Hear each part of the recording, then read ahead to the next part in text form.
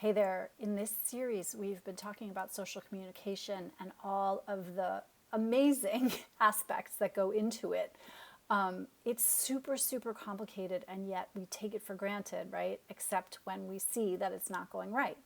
And so one of the things, and this is pretty technical today, but one of the things that can go wrong, and that's really important for good social communication, is this idea of central coherence, which is a super wonky term, so we're going to break it down. But basically what it means is I'm able to extrapolate meaning or assign meaning to a series of random events or random details, actually not so random, but right, things that I experience.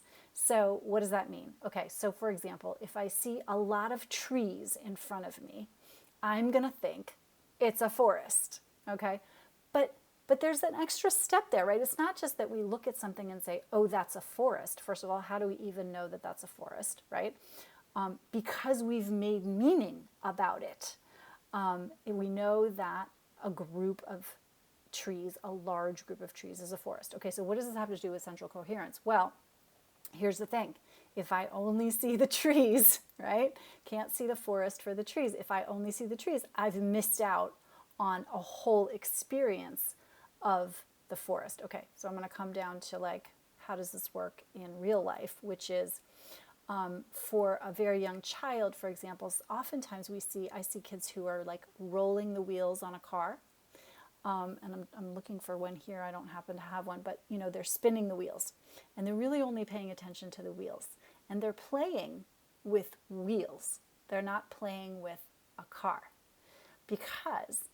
because of a lack of central coherence. They haven't actually noticed that the wheels are attached to a car, and they haven't actually noticed that the car represents the actual car that they ride in, for example. And they haven't noticed that it has a door and a window and a steering wheel, and all of those things together make a thing. In the same way, when we're having a conversation, all of the words together make a thing, right? They hold together. It's not just like a stream of words coming at people, although sometimes that's how it feels, right? It travels together. It is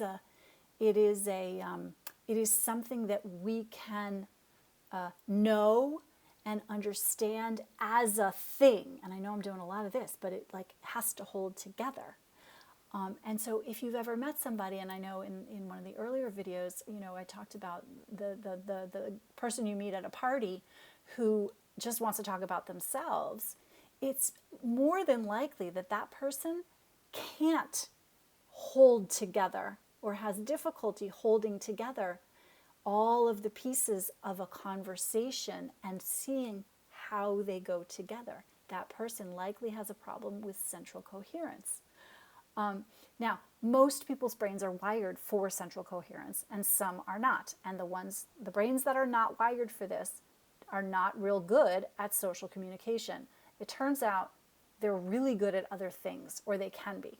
And so this is a kind of an interesting thing, right? If your brain is wired for social, it may not be wired for finding incredibly minute pieces of errors in code on a computer, on a coding thing, that a brain that's not very good at central coherence might be really good at. So this can come with benefits, actually. A lack of central coherence makes you better able to pick up on small details because you're not distracted by the meaning. Okay, but for purposes of social communication, you need this in order to understand where people are coming from, why they're saying what they're saying, what it is that they're saying to begin with. So in terms of a conversation, central coherence, super, super important. So that is going to wrap up our series on social communication. I hope you've enjoyed it as much as I have. This stuff is, social is just so rich and so deep and broad, and you could spend, honestly, an entire year on it, or I could. But I hope that this series has been helpful. Until next time, take care.